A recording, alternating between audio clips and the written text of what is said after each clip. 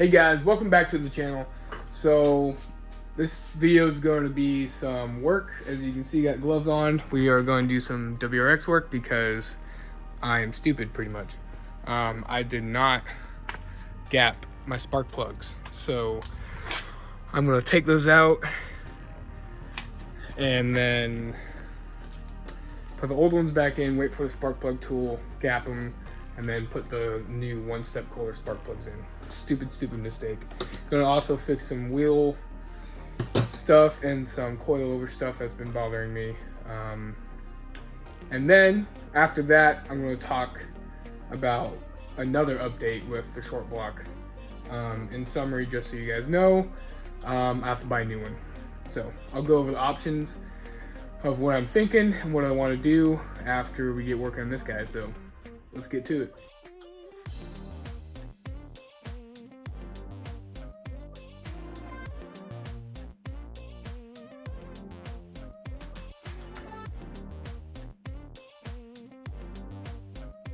Alright guys, this is the next morning and I'm just going to show you this.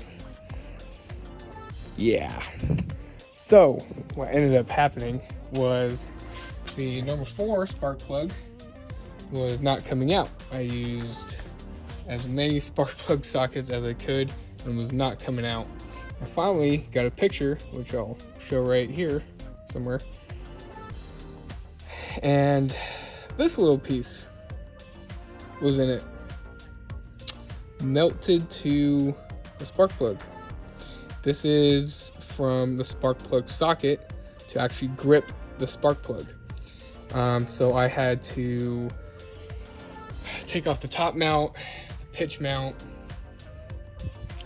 disconnect the engine mounts, and then get I already had a engine puller or hoist.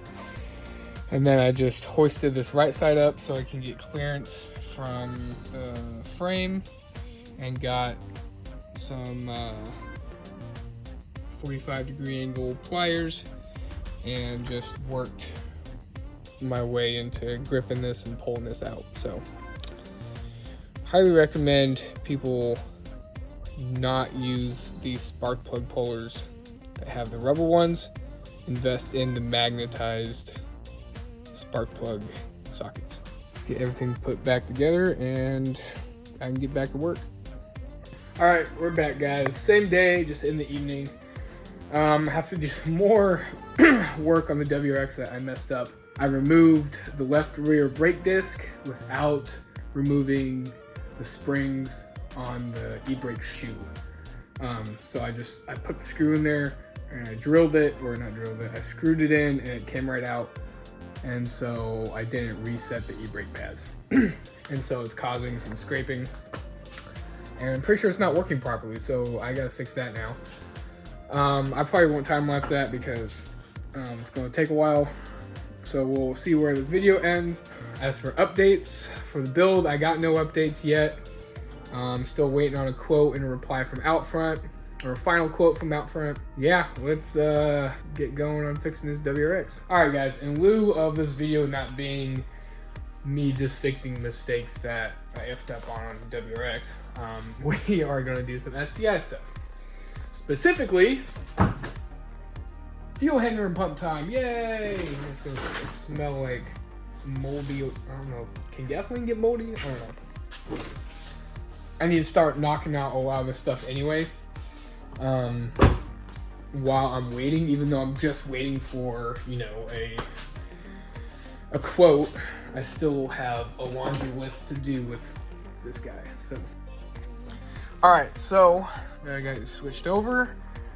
That's what it looks like. This thing's preventing it from going up further, but I already got like a ground wire, I presume that is, like snapped off, so I gotta re-crimp that, but we'll go ahead and disconnect everything, and try to take this thing out and see if we actually have dual fuel pumps or not. So let's get to it.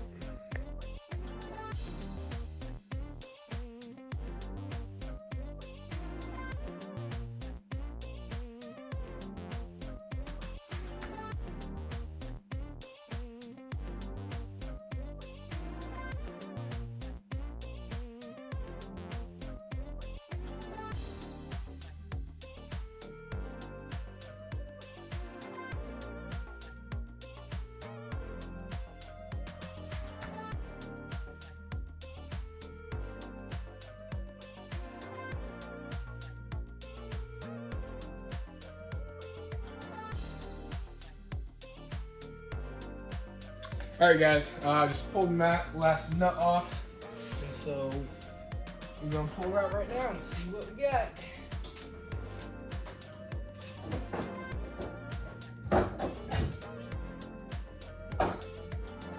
And of course, gosh dang it, there's fuel everywhere. All right, finally got Allen wrench, finally got everything out, and now my garage is gonna smell like gasoline for the next 3 months.